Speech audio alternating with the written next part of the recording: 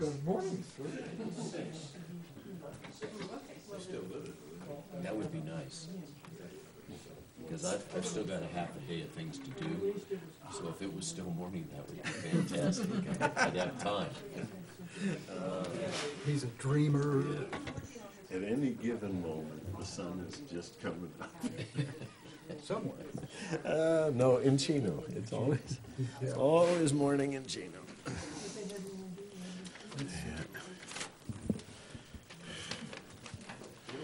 Yeah.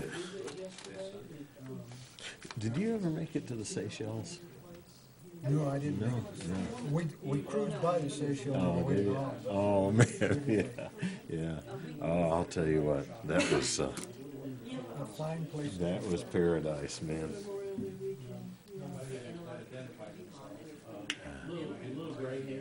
Aircraft carriers, you miss a lot of good stuff. Yeah, that's right. You only get the deep water ports. You just see water sports, a lot of you have to anchor out and ride places. Yeah. Oh, they had a tough time staying on the boats. went to step on a pier one night, and it was actually a lot further than I thought. I had done that before. In the curves, they get They get a lot higher. a lot higher. We were in Athens. We were drinking booze. Oh man. Man, that stuff is terrible. All time. And we were going to go up, we're parking on or someplace, and we couldn't walk it.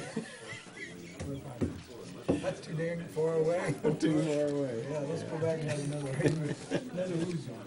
I was in my mid-teenage years before I finally figured out that tattoos didn't really come from sake. Didn't come from.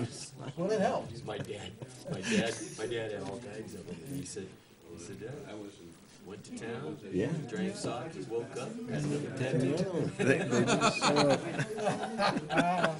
Hey, that's great. That's logic. That's cool. That's cool. Wow. But it sure helps to get you in trouble. Did you forget your paperwork and bring your wife's purse? Mary, he's insulting me. Is he? He's beating on He is. He's wound up. man, he's in the mood. He is. At 6 o'clock in the morning, I'm swinging my leg over the iron horse and I'm taking off. So yeah, Is that I'm right? ready. All right. Where about you? Overdue. Yeah. I'm gonna go up in the end of it. You never know what you're up for. That's a nice ride. I'm not sure if we'll take off and skirt around and go up through Pahrump. Vegas. Hey.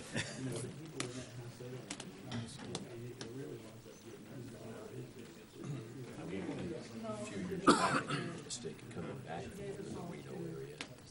We had time today, so let's take a cut off road or something, well, we took the wrong cut. And we Depends found how ourselves, quick it Joe was can in talk. late July, found ourselves in Death Valley at about 3 in the afternoon. Wow.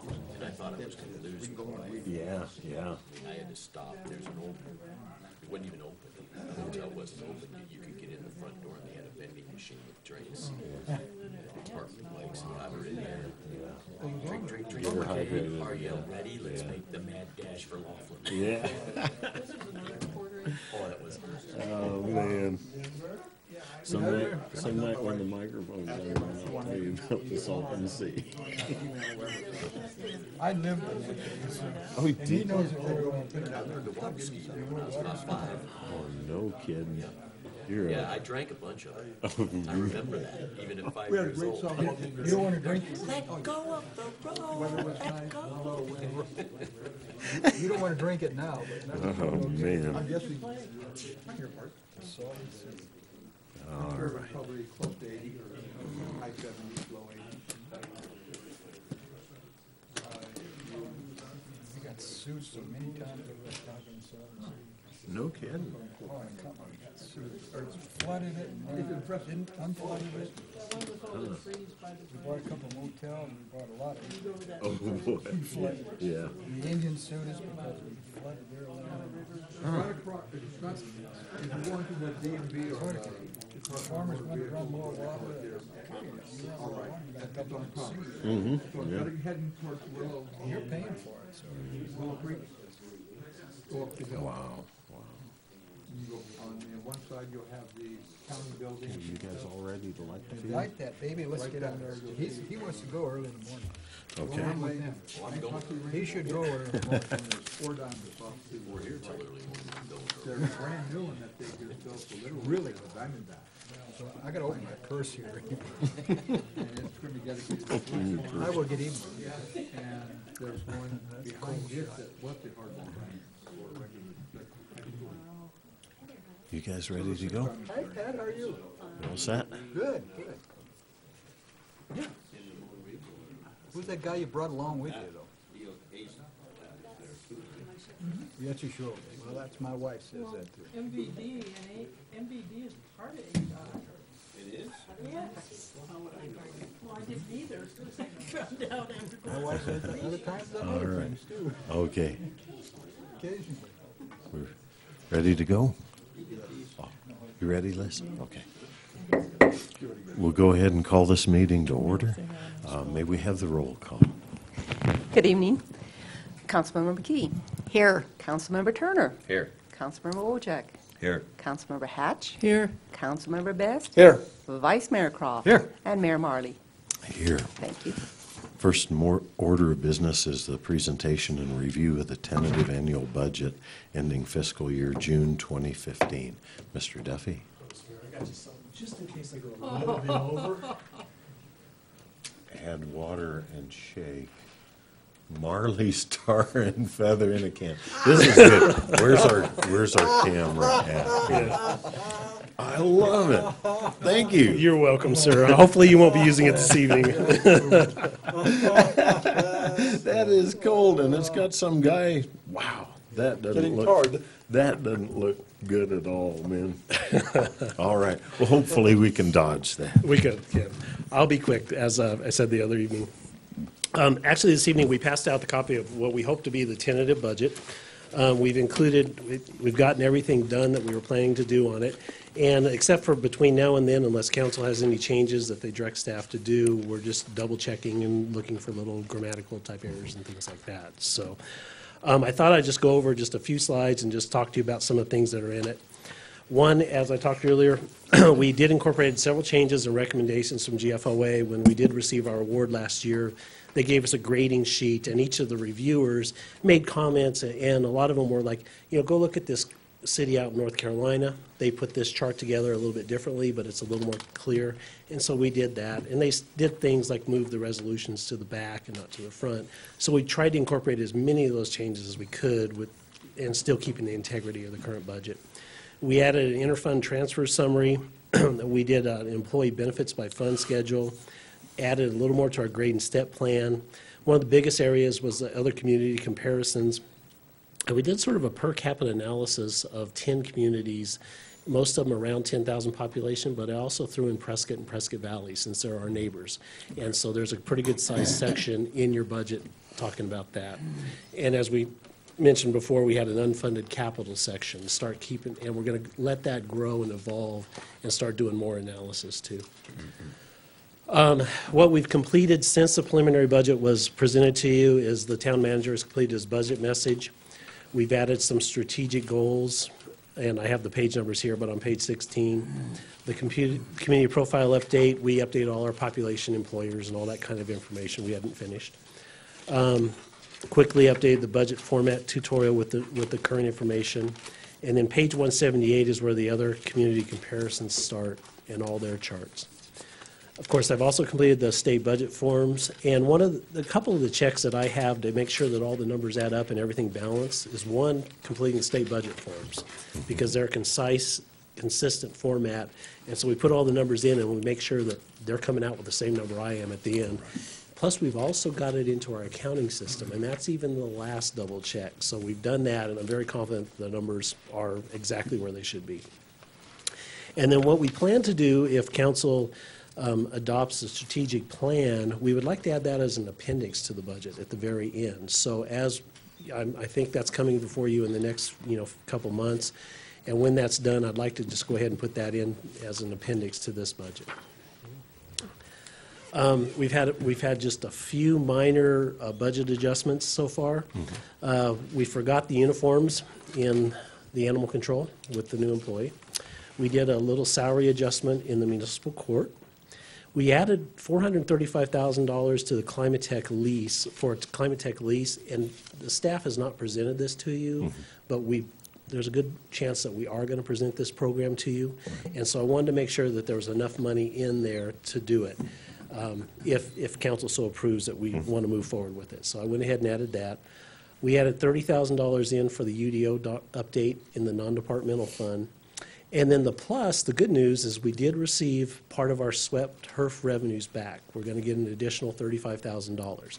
So we went ahead and projected that through it. We just found out a couple weeks ago. So, so we did have a plus. We got 4 negatives and 1 plus, and we're just about the same. So as you know, one of the things to remember is we do have a balanced budget. We're instituting the 3rd phase of the comp and class study. We're doing the equipment acquisition replacement, the lease purchase program. And what's really inflating the budget this year or increasing the budget this year is we're planning for the bond projects that have come before you. One we're talking tonight.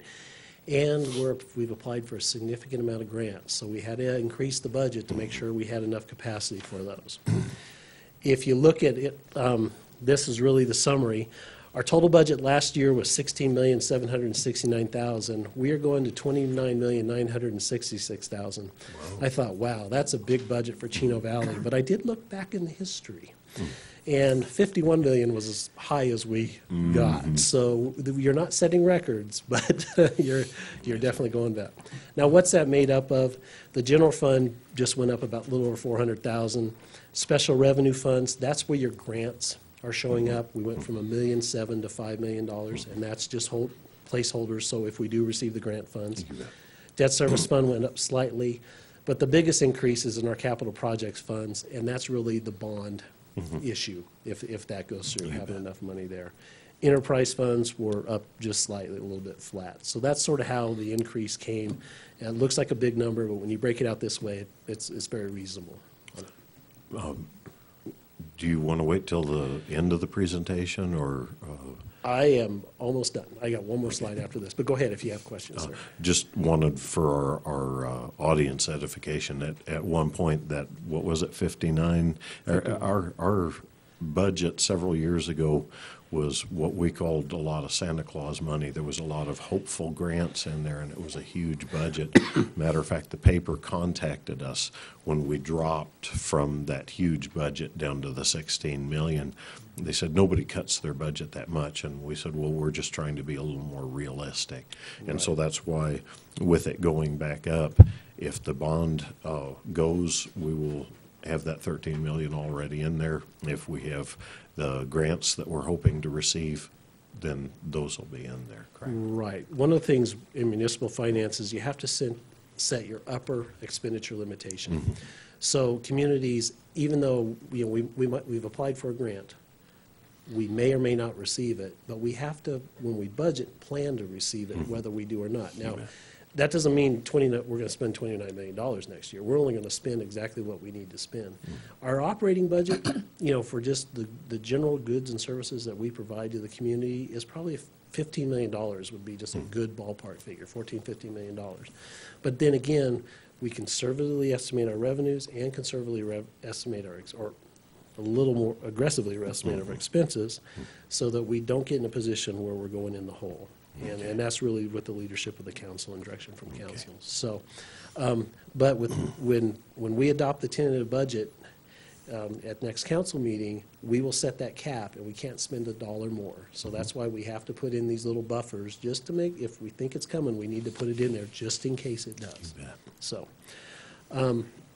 So really, and that leads into my last slide this evening.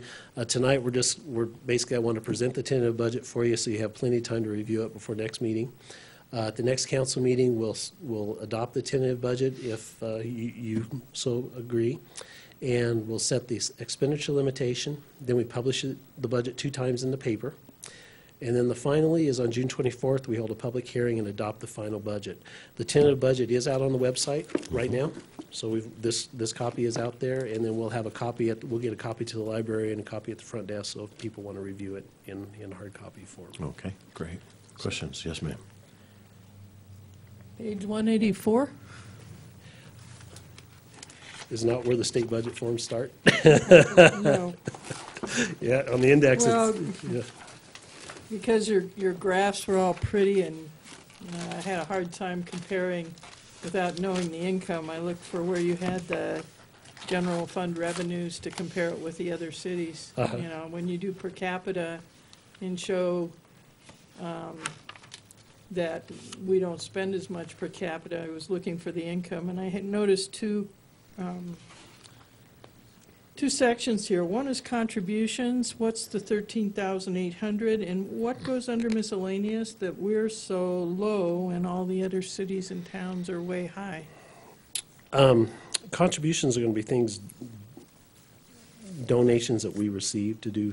Do we receive a lot of donations? We do. In fact, this year in the grant fund, like for the animal control and for the senior center and the library, I've actually moved them over into the grant fund so that they roll every year and don't just get buried into the general fund.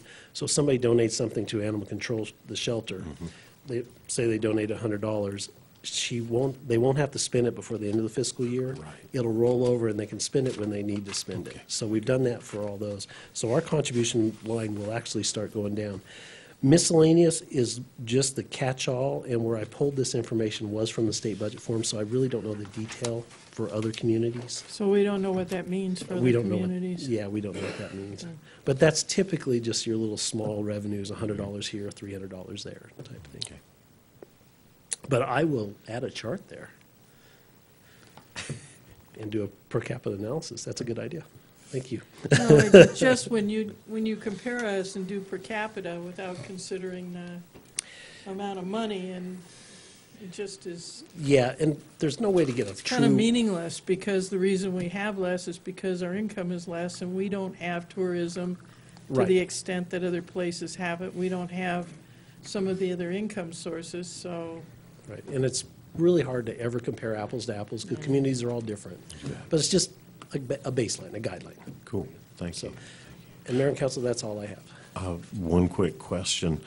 Sometime back, you gave me a printout of cost of government per capita. Did you have that in this, or could you, I suppose I could dig it back out and then just have you Xerox it or whatever for the rest of the council, but that's a Right. good number for us to have when folks say the tax rate is this, the tax rate is that. Right. It gave the actual, the entire cost of government per capita Yeah. for each town, and I think it's pretty impressive. so. And I did do some analysis in that Okay. section. Okay. Yeah. Cool. Yes, ma'am. Oh, yes, sir. I just wanted to make a comment to Robert. We just found the money for the TVs. That's a private joke. Okay. Okay. We have enough money for more of this, so. No, we were talking about the TVs and replacing the screens on the wall. Okay. Cool. Any questions on this side of the council? Nope. All right. Thank you, Joe. Thank you.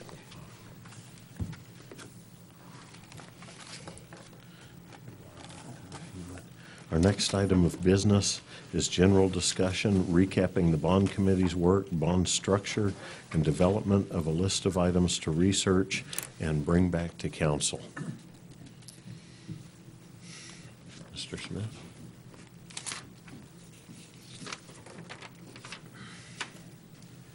I'm sorry, I was occupied while you guys were tying up the item. I would like to personally say thank you to Joe for all the hard work that staff's put into the budget. I think we have the best budget Chino Valley's ever had. We're doing our dead level best to be transparent and help people understand what we're doing with their money. And I think we stand a better chance of doing that today than we did in any year prior. If we could pull up the bond Gantt chart.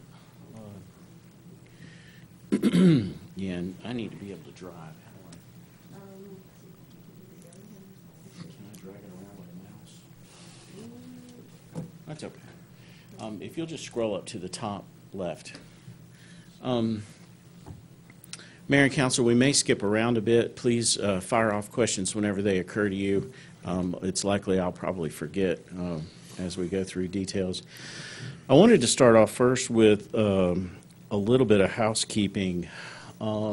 We have a bond Gantt chart that shows what needs to be done when through the bond process. I'll be having a conversation with Mark Reeder tomorrow and Phyllis to confirm the dates and the time spans in here for the bond issue items. And this information, oh, thank you, ma'am. Thank you so much. I think that'll work perfectly. I think that this information needs to be shared with the public so that they can see what the schedule of timing is for the various steps for the bond issue. But what I really wanted to share with you guys, and I'm sorry I don't have the spreadsheet set up great, but we've got starting December 2013 carrying forward here across the horizontal axis. I've endeavored to include formative projects that also will be happening in town during this same time frame. And there are some reasons why we're going to want to compete some of these things as quickly as possible, and I'll be able to highlight that for you a little later. But I wanted to let you know that these items are items that are in my goals. They are items that are in your strategic plan. These are formative items for the town, and what we're trying to produce again is a distillation kind of all those charts that were up here, and how the bond issue fits within all that. If we could, can we go to the one called Chino Challenges? You'll have to close that one. Okay. 'Cause I can- Oh, I can drive from here. Well, I can do that. Okay. Thank you.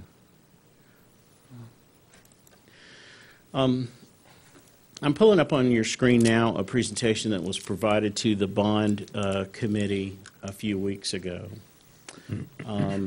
And I've had the occasion to chat with council about timing issues.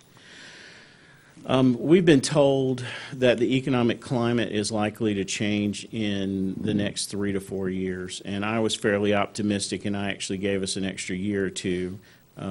But we believe the economic recovery is going to occur, and there's going to be a downturn either in 2018 or 2019, but things we think are going to taper off.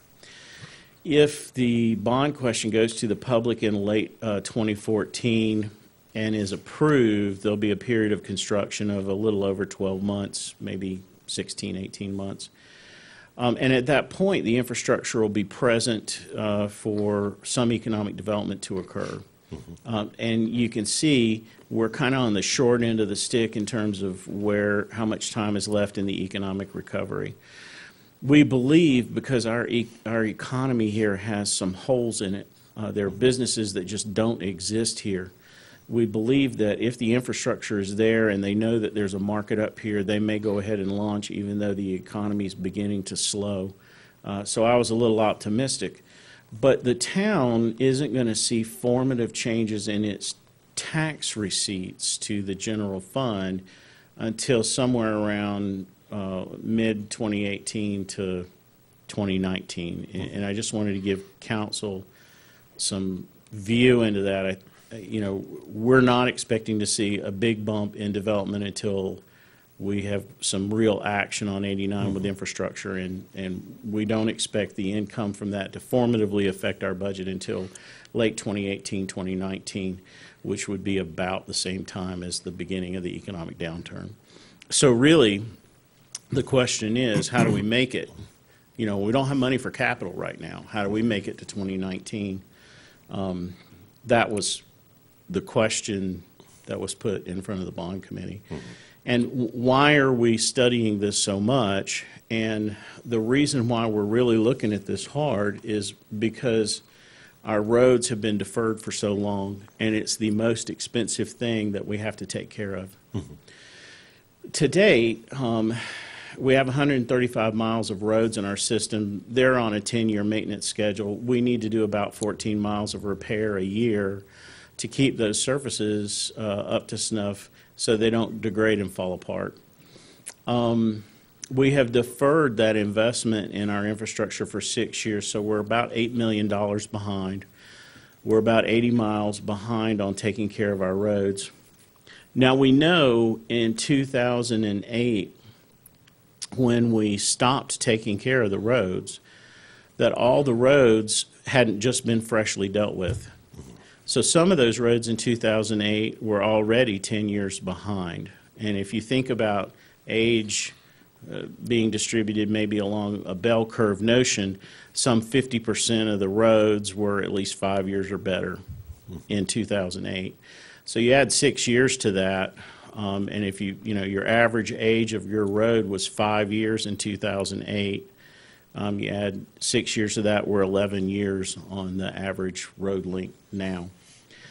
By 2019, if you add another 5 years in, that's another $6 million or so in deferred investment, 68 more miles, and you hit that 10 years, you haven't really done anything substantial with your roads.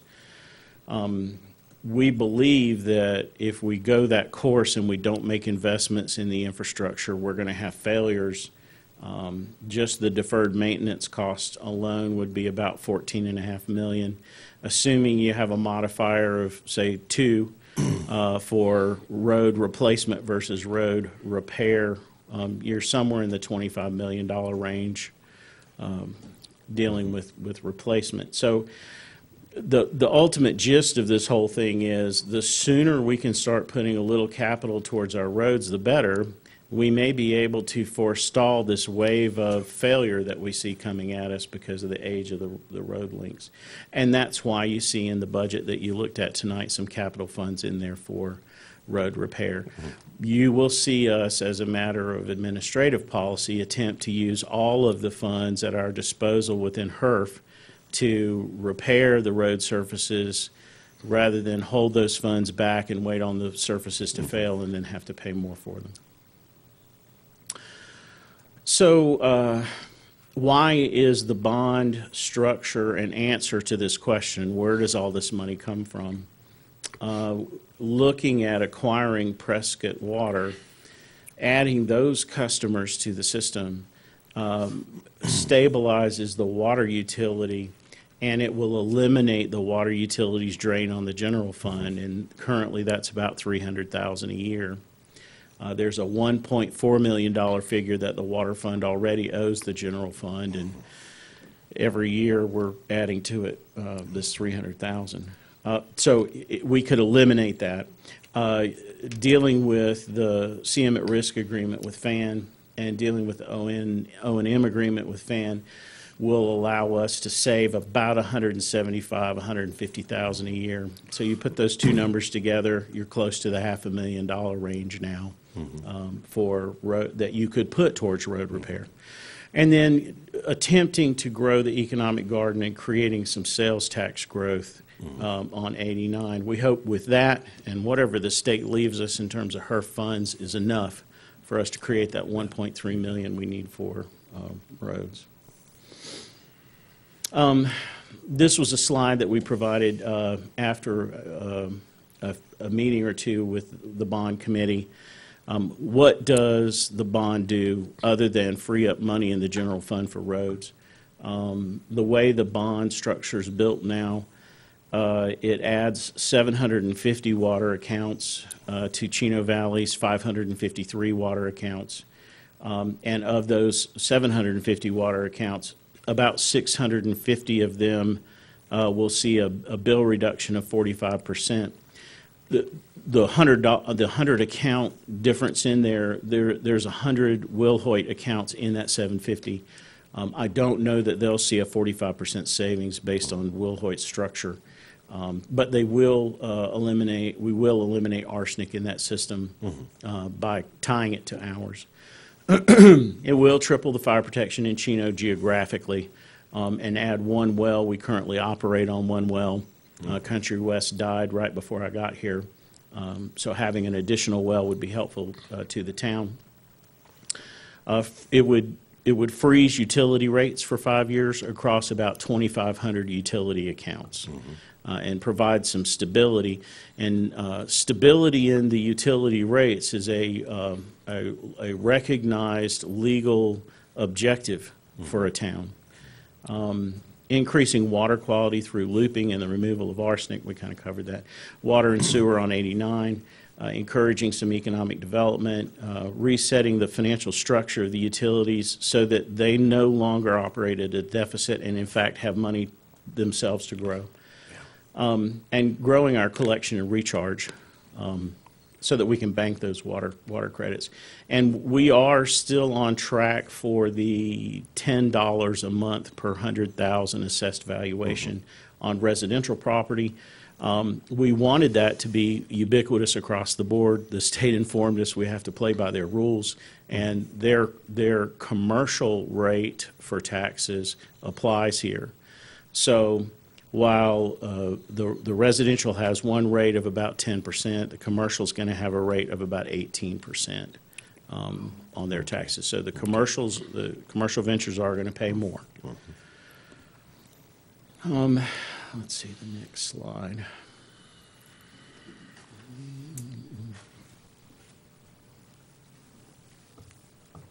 I would like to go over the bond recipe with you guys really quickly, and the maps that are in the room. These are kind of new additions. And I'd like to thank Jan Maisie for helping us create these maps.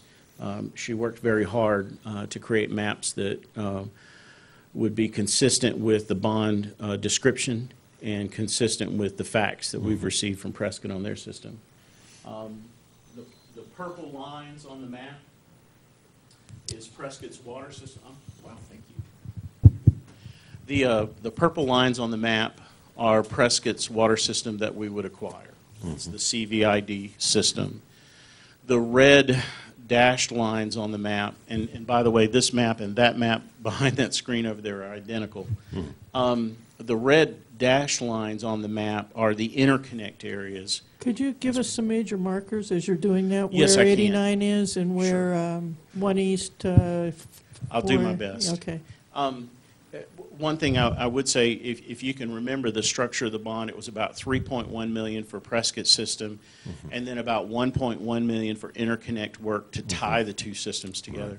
So this is Highway 89 as it goes through town, and you can see the ADOT roundabout that's going to be installed just north of 5 South. Well, I tell you, y'all don't make it easy with the streets. The north of 5 South, 1 East, West, and sorry about the complaint. So that's the roundabout that's being built on the south end of town by ADOT, and this heavy dark line is their widening project. These light gray lines are the lines that we agreed to complete should we receive the millings from their project. So this is the extension of 1 East and those lateral feeders to 89. This is the 4 South extension that has just been completed all the way out to the Peavine. This is the Center Street improvement from the back end of Center Street to make it a through road to 81, and it actually goes to 89, I'm sorry.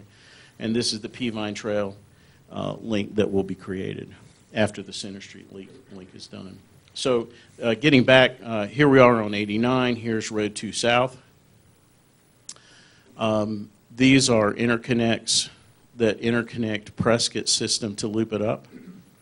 And here you see, this is Prescott system here. This is Wilhoit right here. And it is not in purple on this map. It's not part of Prescott system. But it is something that we're proposing, a short interconnect here, a short interconnect here. We have a loop subdivision. Yes, sir.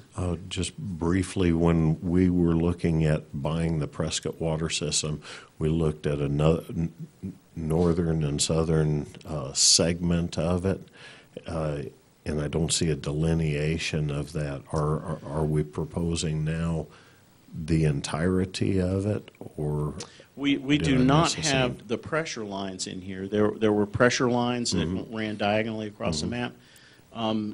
And we have not divided out, the bond issue contains Prescott's pipes in their entirety. in their entirety? For Okay. 3.1 million. And their pipes do run all the way north up to Perkinsville Road. Okay. And they do travel along.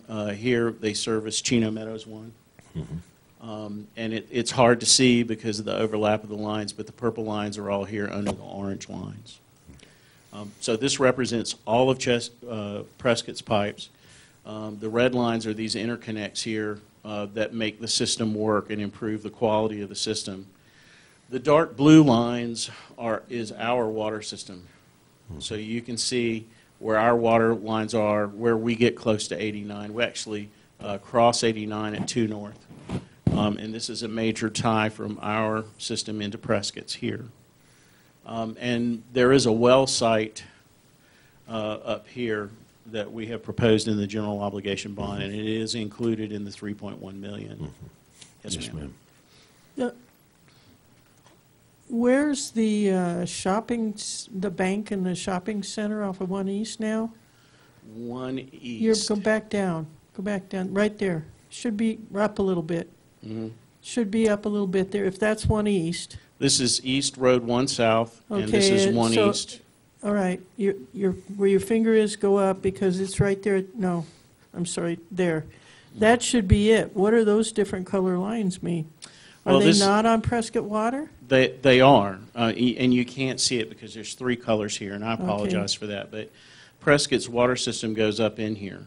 This is a loop with Prescott's water system, and it actually comes all the way up here to Easy Street and down. That's Shelby my Court. backyard. Yeah. This is the town sewer system in orange.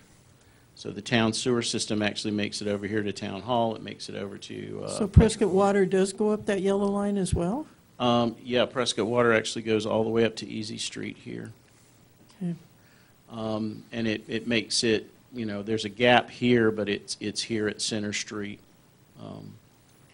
So the purple is Prescott Water, the dark blue is town water, the orange is town sewer. There's some dash lines on here.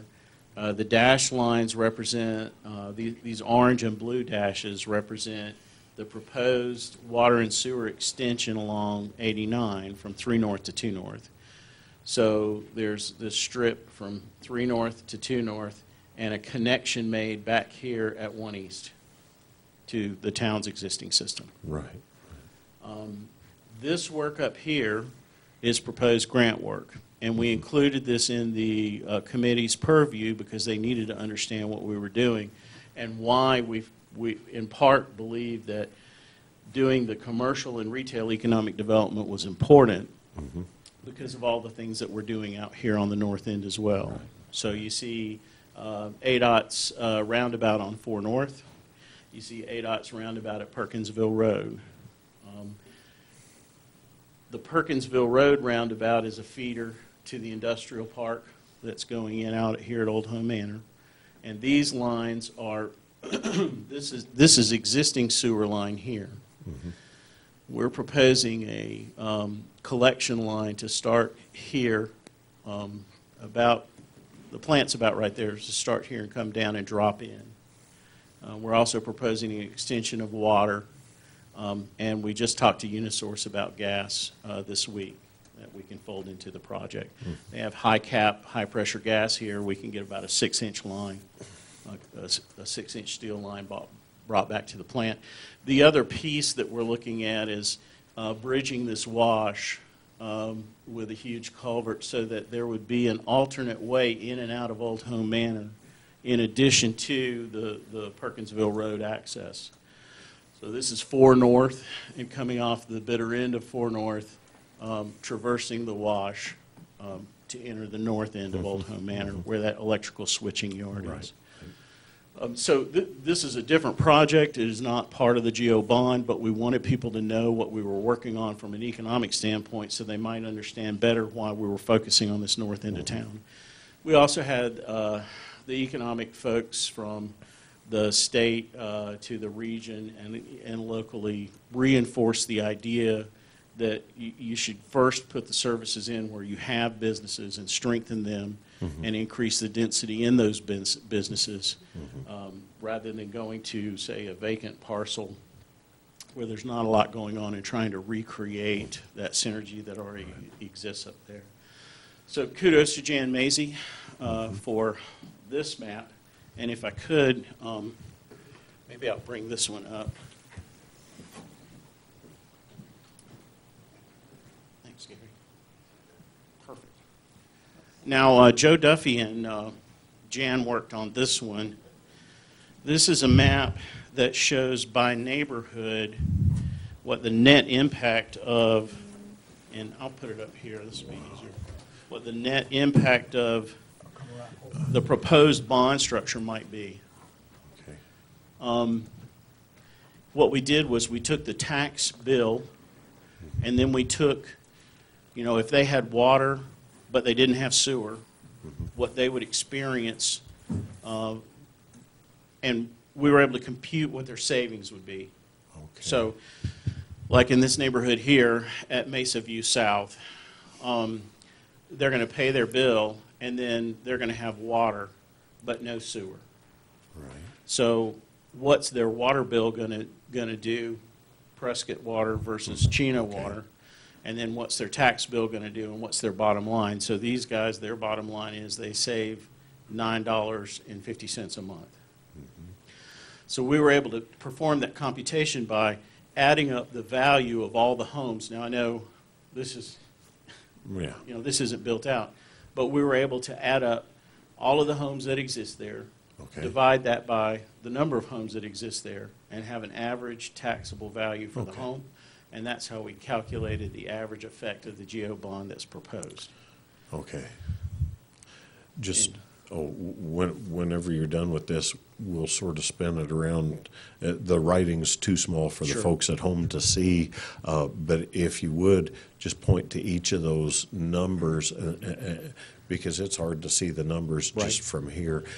If you'll just point to each of the neighborhoods and read it off, then the folks at home can see Absolutely. basically what you've got there. And as you might expect, Chino Meadows 1 is the most dramatic neighborhood. Right. They're on Prescott's water. They're on our sewer. If the GO bond were to pass, the average homeowner there would save about $42 a month versus where everything's going with the rate increases in Prescott's water bill. Okay, excellent. So do you want me to take a second and read Yeah, those? if you'll just spin it around to where the camera can pick it up. All right, well, Chino Meadows 1 is $42.61 savings a month. Chino Meadows 2 is a $17.44 savings a month. Chino Meadows 3 is $14.75 a month. Chino Meadows 5 is $15.38 a month. Bright Star would save $13.56 a month. Highlands Ranch would save $12.83 a month. Chino Meadows 4 would save $16.45 a month. Granada Estates would save $13.01 a month. Chino Grove would save $10.61 a month. Mesa View Estates would save $10.14 a month. Mesa View South would save $9.50 a month. Wagon Wheel Ranch would save $11.67 a month, and Parkside Village would save $13.35 a month. Now, it's important to remember that's the comparison against where the rate program will take them at the end of year 4. Okay. Yes, sir. Where's the savings come from for Chino Meadows 4 and 5? Chino Meadows 5 is on town sewer, and if the GO bond is passed, the sewer rate will hold at where it is today. Well, you're thinking future, Yes, sir. if it doesn't go through, we're in So- for another 15 a month. Well, you'll save $24 a month on your sewer bill because it won't go up to that. Right. You'll still be making a tax payment, and that's why it's $15.38, I think, back there. Yes, ma'am. That's 3 years worth. Yes, ma'am. Yes, sir. That's at the highest cost on Chino Valley's rate plan, the way it stands today. How does Parkside save then? They're only on Prescott Water. How much are you showing them saving? 13 something. So if they're 13. only on Prescott Water, that's the only thing that might increase, but they're going to be paying taxes. Their water bill will drop by 45%. And then in return, but they're gonna have to pay the GO bond taxes, and so the net on that is $13.35 a month. For your average home, using 7,500 gallons with a 3/4 inch meter. And we know what Prescott's future water costs are going to be. Yeah, we Okay. were able to use Prescott's rate plan. For our folks in, at home, what was that you said, Joe? Just say it and I'll repeat. Okay. We also included what Prescott's water rates will be in 3 years. Okay. Because they've adopted a long-range rate plan like Chino Valley did too. Oh, okay, so they already have stated what their water bills will be in That's 3 years. Okay, thank you.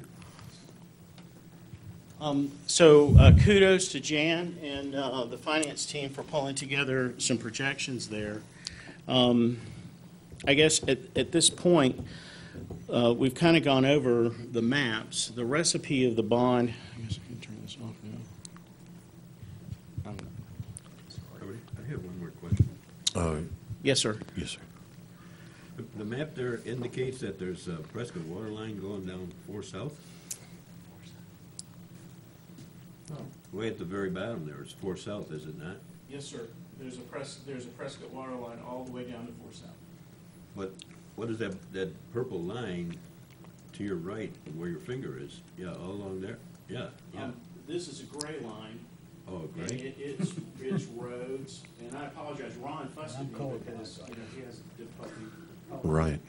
But these are roads. We wanted to cover all of the All infrastructure. right, I thought that was indicating a part of the Prescott water system. No, sir, the Prescott water system ends right there. I thought that was strange, okay. So the Okay. water system does go up 89, up almost to 4 South. It makes it up to Fletcher Court, and there's a small gap, and it picks right back up, and it's up 89, almost to Telephone Road. And with the loop that we're, the tie-in that we're proposing, it'll be up here just north of Aztec, and travel all the way up to 3 North. Mr. Smith, these maps, will they remain here in the council chambers? Yes, Because sir. the folks at home, it's hard to differentiate with all the colors there. And we will make them available online too. Okay, yeah, if you can make them available online, that way folks can see, because especially where you're running water and sewer on the same line, you're going to have some colors mixed up in there, and it'll be hard for folks to figure. Okay, It's a thank you. lot to look at, yes, sir. Okay. I wanted to just go over in general the structure of the bond that was presented to the bond committee, and that structure, number one, is money to acquire the Prescott water system. And that's $3.1 million. There's $1.1 million in there for interconnects for the town to tie those systems in. There is a $3 million figure for settling the CM at risk agreement with Fan Contracting to pay that CM at risk construction manager at risk agreement off for the wastewater treatment plant. There is $6.2 million in there for water and sewer extension on 89, starting at 3 South and starting at 3 North and moving south to 2 South. And we just divided that in half with water and sewer, so, yes, sir. Okay. Say- Just briefly, could you run back down those numbers again? Sure. And actually, I may have them in a chart here. Wait, you said 3 North to what? To 2 North. I'm sorry. The north-south thing really trips me. I'm used I was to like, trees and presidents and, You should have been up in Salt Lake City. yeah, yeah. Let me see if I have that on a slide here real quick. No, that's not here. I don't have the composition here, but again, it's 3.1 million for the Prescott water system and 1.1 for the interconnects. And then the fan number was 3 million. And then it was 6.2 million for water and sewer on 89, and we divided those into $3.1 million halves. Okay. Let's see if I can. We provided some, and well, Joe actually provided some analysis to compare the GEO bond versus the revenue bond and the GEO bond versus the do-nothing alternative, and what happens to your customers. And I can go over that in detail with you a little bit later. I just wanted to make sure you were solid on the structure of the $13.5 million that we were looking at for the bond issue. Okay.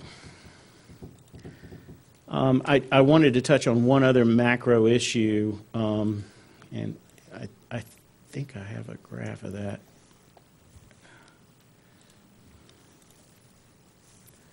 The assessed value graphs.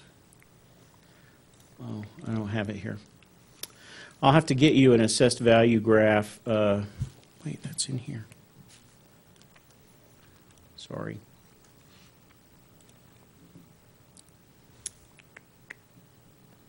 Nope, it's not in there. The assessed values of our property today in Chino Valley are at about a 2005 to 2006 level. We're at 64 million and some change. And yeah, it's in the budget on page 23, if you look at that page. Thank you, Joe. Yeah, I know. If you look at that chart in the budget, it shows that our assessed value is at about a 05-06 level right now. And we know projected, that's 2 years at 64 million that we're looking at. The feedback we're getting is that it's going up next year, that we're not going to see it decrease anymore. The state limits the amount that you can borrow, and they limit the amount that you can bond for based on, in part, the assessed value of your community. And our assessed value, we believe, has bottomed out. The bond program that's being recommended has been defined and created at a time when Chino Valley's assessed values are at an all-time low, and the restricted number is the smallest that Chino Valley would have seen in the last decade or so. We believe that staying within those state guidelines right now is the most conservative that we will need to be over the next decade or so. We don't anticipate the taxable values going down that dramatically. And in fact, they won't grow very fast either, because the state put some limitations on that. But staying within the confines of the state's restrictions on bonding, now that our taxable values have hit an all-time low, is a pretty solid position for us to be in. Also, the cost of money today, you guys don't have the paperwork yet, and I think I can let the cat out of the bag. WIFA has declared that we are a distressed community. They didn't even visit. And anyway, there are some financial advantages that we may enjoy in seeking funding from them that makes the money that we borrow even more attractive. And that should provide us funding that the average community doesn't have access to. Right. So if it's possible for us to borrow money at lower than market rate for that money for our town, that's good debt for us. That's a good occasion for our community. And as we are staying within the most restrictive brackets for bonding capacity that our community has faced since 2005, 2006, staff's opinion, where we're looking, this is a really great package. It's a conservative package, and it's well built with cheap money. Yes, sir. Just a brief recap. These, because our assessed values are so low, we're under the greatest restrictions insofar as how much we can borrow. And yet, because we're such a depressed community, the money that we can borrow is at the cheapest interest, at a very cheap interest rate. Yes, sir. WIFA wants to subsidize us to help us claw our way out of this recession. Yes. Mayor? Yes, sir. Would you explain what a distressed community is? I don't want Well, I'm not falling exactly apart, but- sure what kind of voodoo WIFA uses to make that determination. I think that they look at a lot of factors. I know that Chino Valley doesn't have the revenues that it should have to float its operation. Our taxable values is at an all-time low. Our employment rates here, our unemployment rates here are incredibly high. People don't know it, but 50 jobs in Chino Valley changes our unemployment rate by 1.25 points, and that's just crazy. So I can't tell you exactly what criteria that WIFA uses, but they've looked at us and they've written us and given us that designation. Okay. That'll result in a very competitive interest rate. Yes, ma'am. What would the interest rate be? We believe it'll be in the low 3s, low 3%. Okay. We don't know. Santa Claus may come. It could get below 3 and into 2. We don't know. But right now, the rates are at what, 3.3, 3.4, 3.5, and they're going to provide us a discount on that. Okay. So Excellent. How do they provide a discount on that? they actually give you a lower rate. They say, for you, since you're distressed, we give you 3.1 or 3.0. Thank you. And it's up to them to determine what they want to do. We don't have a lot of say. Yes, ma'am. Are they still forgiving? principal? They are and they have. We haven't counted on that. I don't know, did they speak to that in their letter?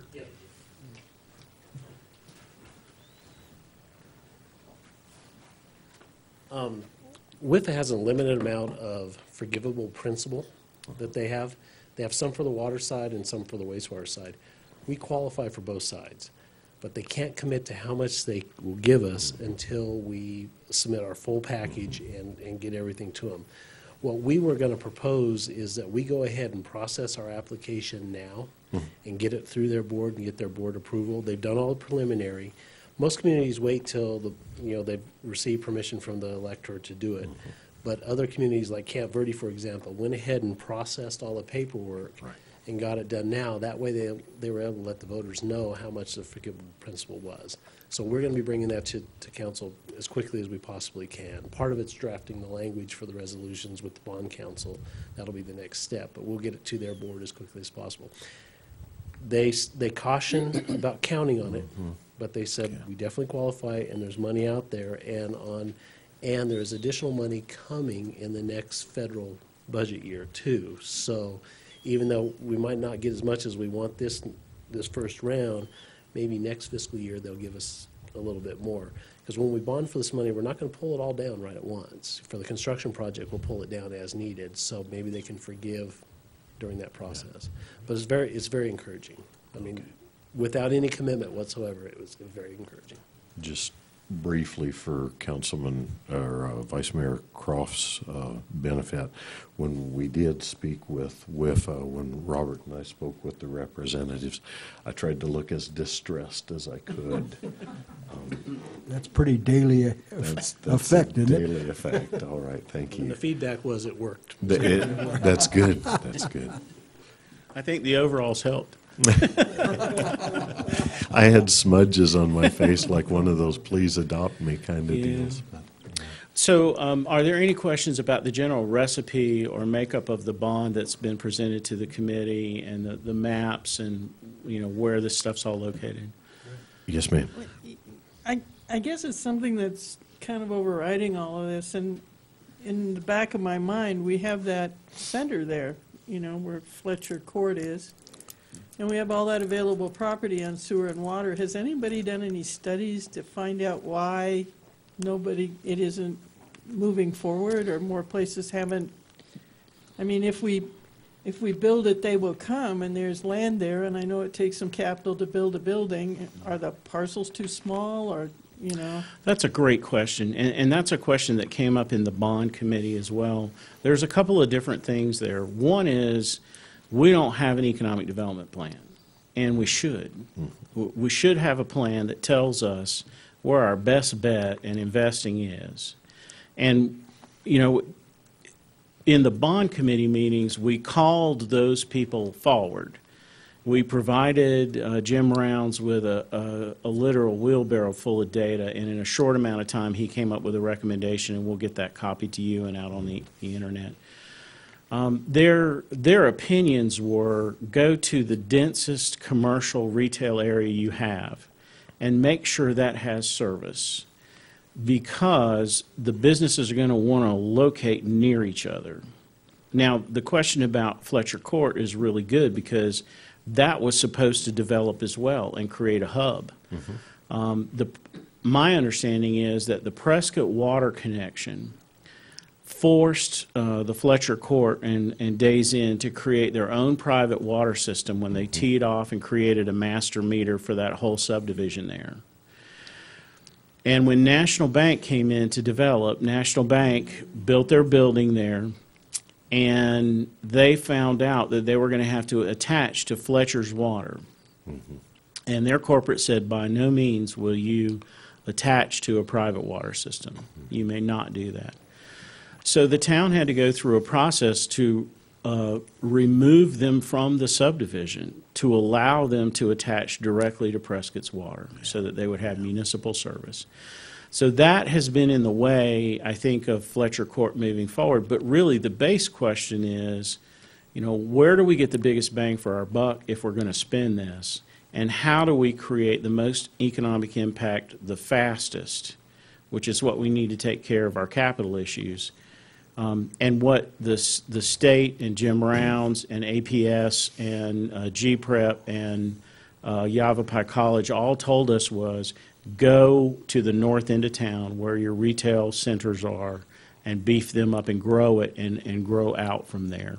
You had a follow-up question? Yeah, if that's a private water system, do we have to buy them out now in order to make that Prescott water go, or we just end up doing it and connecting it? When we purchase Prescott water, Fletcher Court will have a meter on our system now, and they will pay our rate for their meter. If they want to talk to us about acquisition, we may be able to entertain that. They may want to just dedicate that so that they're no longer in the water business. I don't know. But we will own the master line that they are connected to.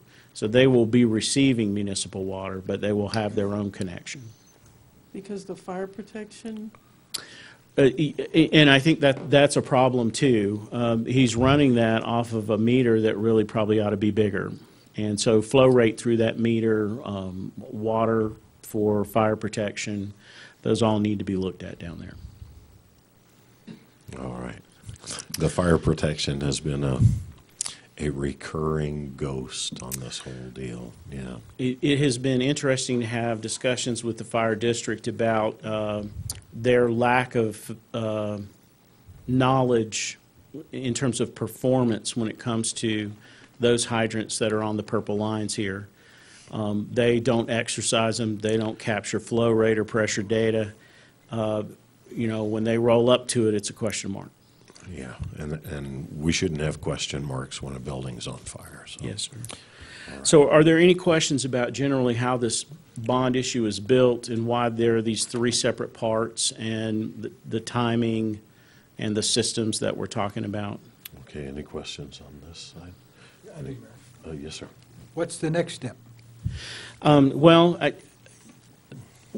Staff wants to provide you with as much granular detail as we can, and we have that here. And I kind of showed my hand. I've got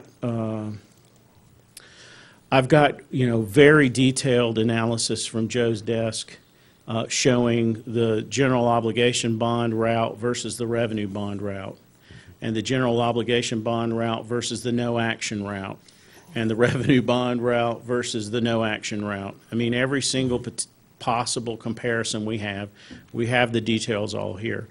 They're a little thick. I mean, it takes some time to get through them. But the bottom line is the cost to the average taxpayer is less.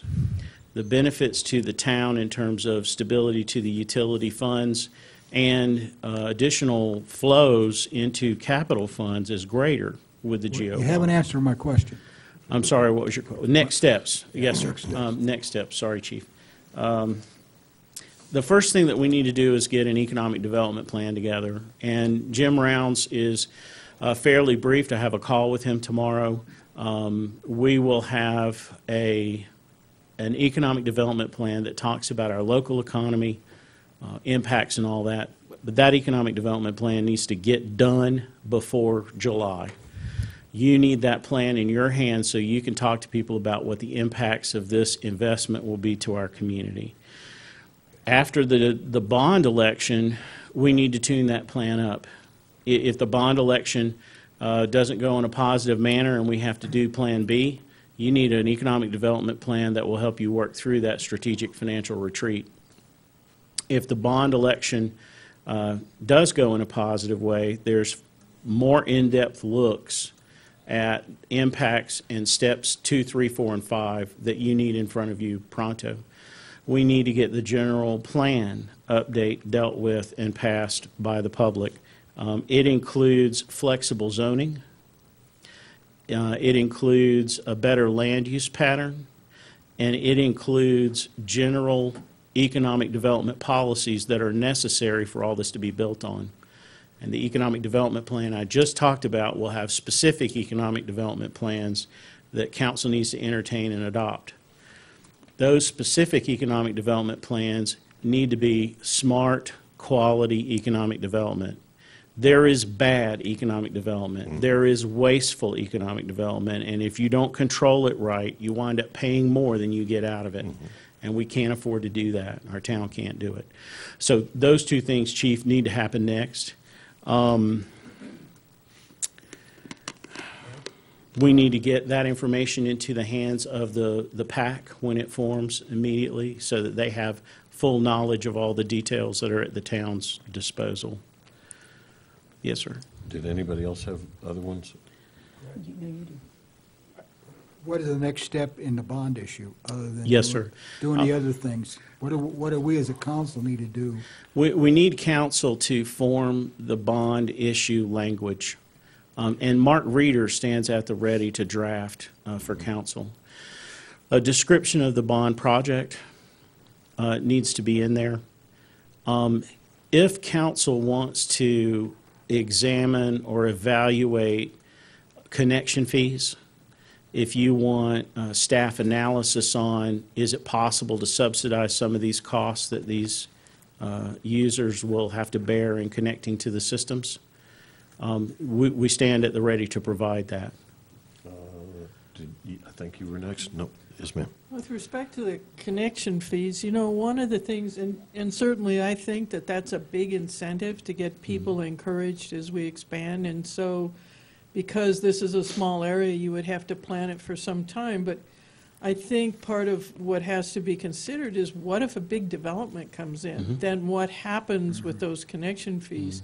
And that would concern me because you're going to be building a lot of houses going on and those people won't be contributing until later. I mean, when you get more people, the cost will go down, but that's the one thing that occurred to me. Yeah, we should, you know, certainly is a good incentive for businesses especially that are going to have to kick in to go on, and with that additional tax that they're facing, that's going to be a tough haul. But anyway, I think I've said what I meant to say, and I think we have to look at that seriously. You're very right there. It's a very complex item to discuss because you could consider connection fees within the general bond, the general obligation bond project, or you could talk about them townwide.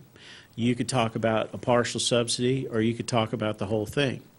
You could talk about how the general bond proceeds can only be used on public lands. We can't invest in a private person's property and increase their property value by taking tax proceeds and putting it in their property. But there are other things that the town could do to help offset those yard line charges. In our town, because we're in an active management district, if you're a property owner and you want to cap a well, not that the town would make you cap your well at your house, but if you're at your house and this line's coming by and you want municipal water and you want to cap your well, there's a value to the town for that because we're in this active management area. For every private well that gets capped, we get credited a 1/4 acre foot of water every year. And so if an acre foot of water is going for $8,000, a 1/4 acre foot's worth $2,000 a year. So as a town, we might be able to say to a person at their house, you know, here's the best that we can do for you. You do have a well here. If you want to retire your well, we can offset these other, and you've got to come up with an analysis that you as a town can support. Right now, I think we're jumping up more rabbits Sure. than we're dealing with. If it please the council, and I know it's 8 after 7, can we, if it please the council, can we take another 15 or 20 minutes? And Robert, in 20 minutes, can you give us a 10,000-foot view of the GEO bond versus revenue? Yes, sir. The GEO bond versus doing nothing, and what was your third one? Or was there a third one? The revenue versus do nothing. Okay. Yes, sir. You want me to do that right now? Oh, fine. Are y'all taking a break? Yes, sir, go ahead. Is somebody coming with a draft language for the bond, or are we gonna sit here and try to draft it ourselves? No, sir. We will My have. question is trying to get this bond thing Yes, sir. issued, drafted, and. Yeah. We will have a Rather than draft for you doing- to start with. Okay, you will. And- When do we have that? Let me talk to Mark Reeder about how Okay. quick he can push that through Mike Cafiso. Mike will be the one to draft He's it. gonna do it. Phyllis and Susan will be looking at it. It'll be fully vetted. I would like to shoot for your first council meeting in June, if that's possible. Okay, that answers my question. But I don't have a schedule for them, so don't hold my feet to the fire there. As far as the analysis on these other alternatives about connection fees and yard lines and all this stuff, let staff take a stab at coming up with some research for you. It'll take us a couple of weeks to get through all that, but let us come up with some research for you. We'll do our best to provide a wide array of information, and if you have further questions, we'll go at it. Okay. We can go through the GEO bond versus the revenue bond charts. If you look at the chart on your screen, we have the year 2014 in these 3 columns, and we have the year 2018 in these 3 columns. So if you look over here on the left, we're just going to look at an average property owner of $50,000 assessed value. I have 100 and 150 here. Joe bracketed it for us. Your tax bill for the GEO bond is going to be $5. That's per month. Now, under the revenue bond option, you are not going to have that tax bill, so that's a $5 cost. Your water bill, revenue bond versus GEO bond in the year 2014 is not going to change. So there's a 0 change there. So in the first year of the GEO bond, your average taxpayer is going to be out of pocket $5 on a $50,000 home, $10 on a $100,000 home, and $15 on a $150,000 home. Yes, sir. That disregards any discounting with WIFA and what have you. Yes, sir. These are round numbers. I'm not, I'm just assuming that we're Right. borrowing the whole 13 and a half. This is the worst case scenario. Over here in 2018, the difference is that our utility rates are now maxing out. And under a revenue bond structure, it's not $79 here, it's $73. It goes to $79 if we don't bond at all and we don't add any customers and we don't buy the additional water folks.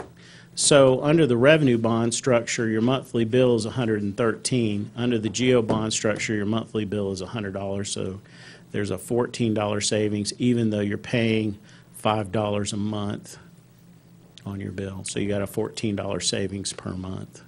And that's sewer and water both. Yes, ma'am. Okay. So if you look, now these were just Chino Valley water and sewer customers. We have a little bit of a different mix down here. If you are a Prescott water customer, your picture is very different. Yes, you have the $5 expense for the tax, but off the get-go, you're saving $20 on your water bill. and your sewer bill is flat that first year, your first year out the gate, you're saving $15 a month on your combined water and sewer and tax bill. You cut that over to 2018, and you're saving $20 a month on your combined water sewer bill. Well, actually, I'm sorry, I misspoke.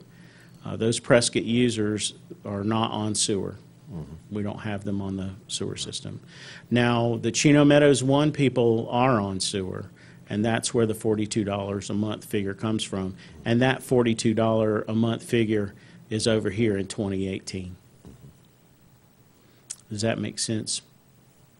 You guys follow that? I was hoping for 10,000 feet. We've dropped some altitude. I'm sorry, But anyway, Mayor. we'll go ahead. It's hard for me to deal in generalities when it comes to this, because I know that we're going to wind up. Do nothing versus the GEO bond. This is the same layout of comparison. Chino Valley Water and Sewer customers in 2014, the GEO bond versus do nothing. It's going to cost you $5 a month and 10 and 15 that first month, because the rates aren't changing in 2014. That rate's already here.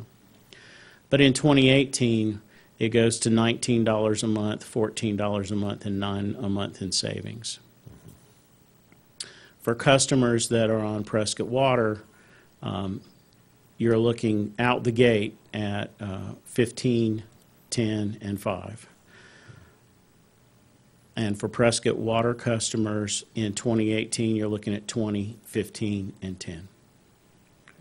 That's after they pay their tax bill. Okay.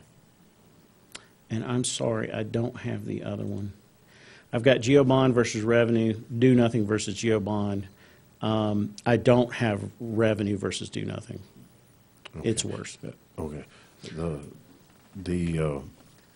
If we do nothing at all right, do you have a slide of what folks will be looking at? Yes, sir. If you look at column D here, this is the do nothing column, and in 2018, on a $50,000 home, the taxes don't factor in. In 2018, you're $95, 2014, I'm sorry, you're $95 a month, and in 2018, under your do nothing option, you're $119 a month.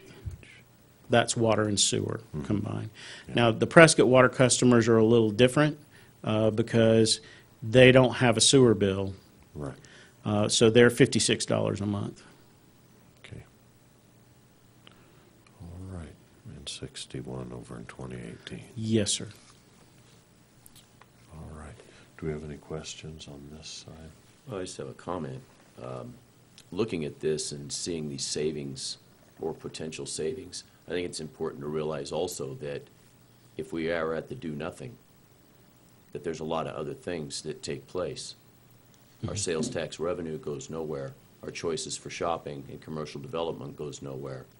And so there's a lot of other downsides that we live with for years to come, besides just these $10 and $15 potential savings. Thank you. That's what I was hoping for at the 10,000-foot view, was that if we do nothing in 2018, we can expect no increase in sales tax, no increase in retail choices.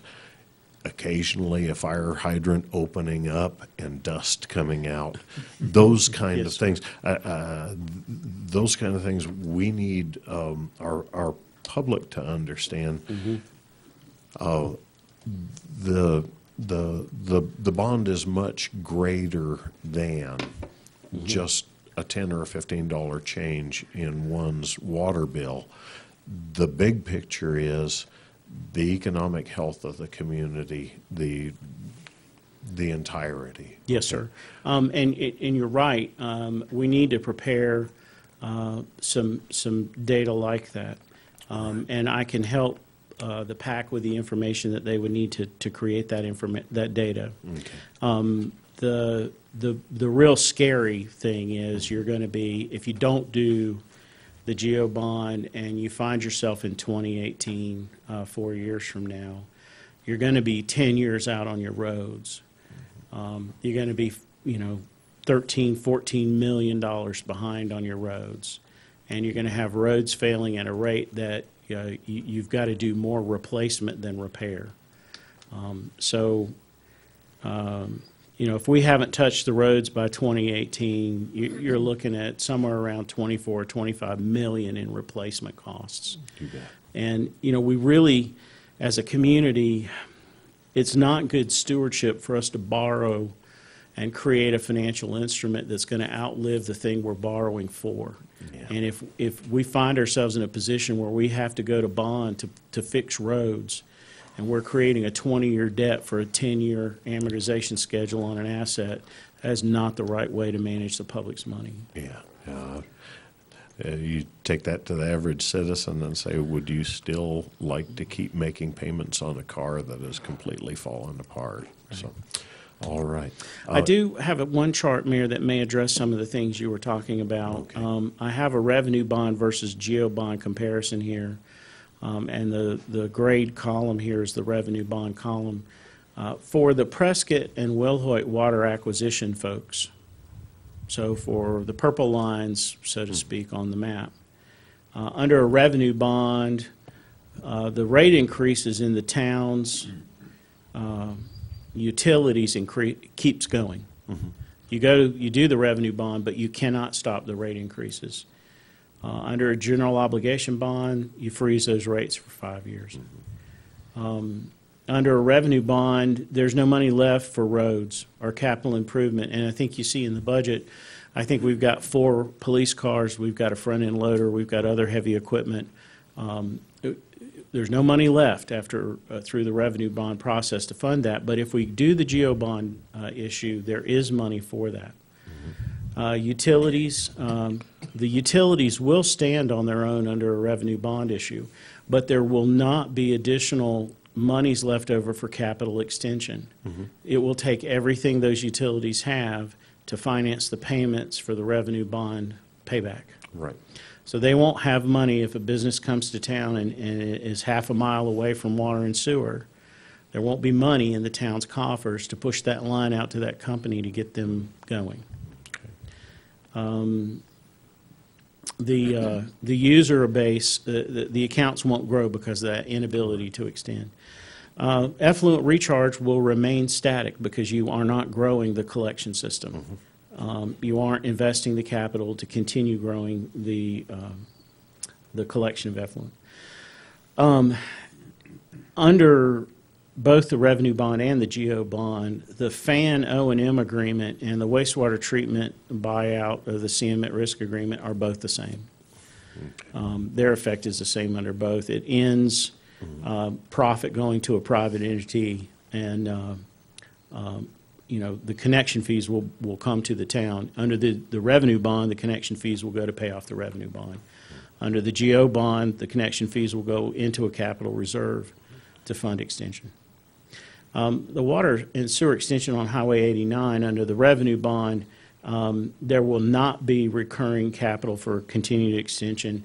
We will not create enough future sales tax revenues, and economic development will be hobbled because there will be no money for extension. Mm-hmm. You will not be able to extend beyond what you've done.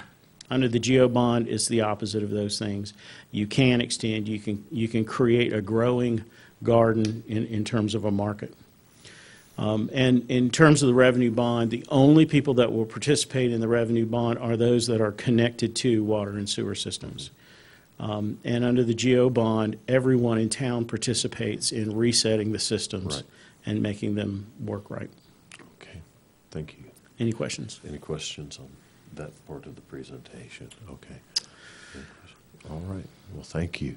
Oh, this material that we received tonight, is there a chance we can get copies of it? Yes, sir. Okay. And like I said, if we can have those maps available to look at where the print's big enough for those of us that have to get close to read it, that'd be a good thing. Okay. All right. And if I could, I'd like to just reiterate, I'm going to have staff do research on connection fees and what the council's alternatives across connection fees, wells, and yard lines would be within this whole mix. And then, we will endeavor to provide council with that macro view. If we can get it on one sheet, we will, Okay. to help simplify. Okay, thank you. And for our vice mayor, I had asked Robert your question earlier about the, do we have to invent a bond language from the get-go? And, yeah, that would be fun here. And he said basically, no, we could have a boilerplate one that we could start working with, a rough model. Yes. Are you also going to check with council on whether or not, COUNSEL, whether or not we can actually include, or I guess we could waive the fees once Fan's out of the picture, but whether or not we could use bond fund money for that, because I believe our attorney expressed some concern that it might not be legal, so we do need to make sure that that's in. We do. We have an opinion from CAFISO that says we can't use the GO bond on the O&M agreement to terminate it, but we don't need funds to terminate that. And today, I do have a verbal agreement from Mike to go to a month-to-month agreement on O&M for the plant. So I've got Phyllis drafting that now. So we'll go to a month-to-month thing that will give us the flexibility to do whatever we need to do after August. Okay. I believe Ms. Hatch was talking about individual connection fees, correct? Oh, yeah, but I The- think he yeah, just went okay, beyond okay. it. And on the flip side, we have opinion from CAFISO that indicates that the GO bond proceeds can go to pay off the construction management at risk contract with FAN because it's for a dollar amount certain. There's not a profit identified in there.